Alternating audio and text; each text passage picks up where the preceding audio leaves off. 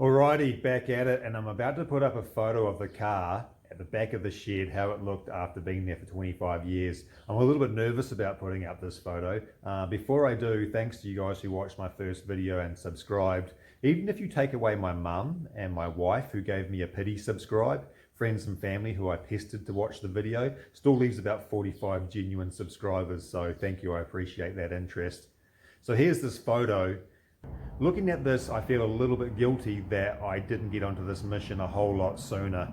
But like I said in the first video, the car deserves better. I'm giving it better. It's out of the shed, we drove it, and now we're on to the next stage.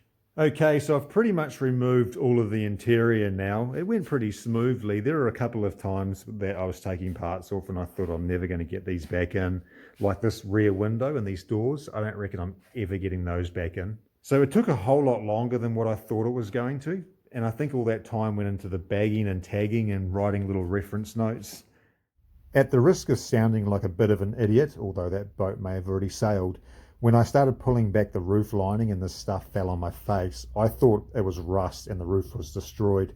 It took me about 2 days to work out it was actually just that spray-on texture. One of the things I've been really hanging my hat on is the condition of this plenum/firewall cowling area up here. And it seems to me that I may have gotten away with it pretty well. Some of the stories I've heard that these things are notorious for rusting out. And I've seen some other YouTube videos where you can see straight through the floor to the ground. And this side as well. There's surface rust on this side. But it seems to be in reasonably okay condition. Now, don't misunderstand me. All of this has to be repaired and rust treated. So the smallest bit of rust, even if it was just that would fail a compliance test.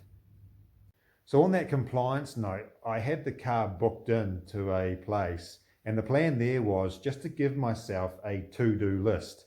Unfortunately, the company went into receivership about 3 or 4 days before I was due to take the car over. So it was a bit unfortunate. I would like to have done it. I think it would have been a good thing to have had that list to work through. The cost of that would have been $550, just the normal cost of getting a compliance check. But anyway, didn't work out. Okay, so the body certification is completely separate to the compliance check.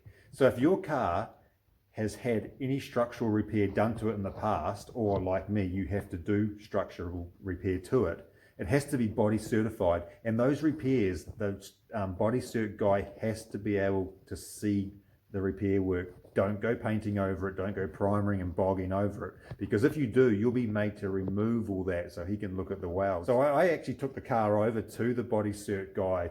I wanted to get like a to-do rust repair checklist, a bit like the compliance thing. When I got there, the guy actually came out and said to me, don't even bother taking this thing off the trailer. I'm not going to charge you $320 to point out the completely obvious. So yeah, when there's gaping big holes in your rear quarters, they have to be fixed up. Slightly pointless mission, except for it gave me the chance to have a chat with him. And he also recommended to me the guy who I'm now going to use to do all this repair work on the car, the person who's brave enough to take it on. And so while the car was on the trailer, I went around to this body shop. And I haven't spoken to him yet, but what I'm hoping is that he'll agree to maybe just do a quick thing on camera for us. I would like you guys to hear what his opinion was and what he felt when the car first drove in, when I towed it on the trailer. I think that would make for an interesting story, and also what he thinks of it now once he's heard what my story was and what my plans are for the car. There's definitely something about windscreens where it seems like a good idea just to grab a screwdriver, wedge it in there and start to lever to try to get them out. Luckily for me, I was watching a guy called Sam, who has a way better YouTube channel than what I do, called Chinky Garage, and he couldn't resist the temptation. He got in there with the screwdriver, started levering, and he cracked the window. So after watching his video, I thought, I'm going nowhere near this thing, and I'll leave it to somebody who knows what they're doing. Okay, so cheers guys for tuning into this video again. I appreciate you watching.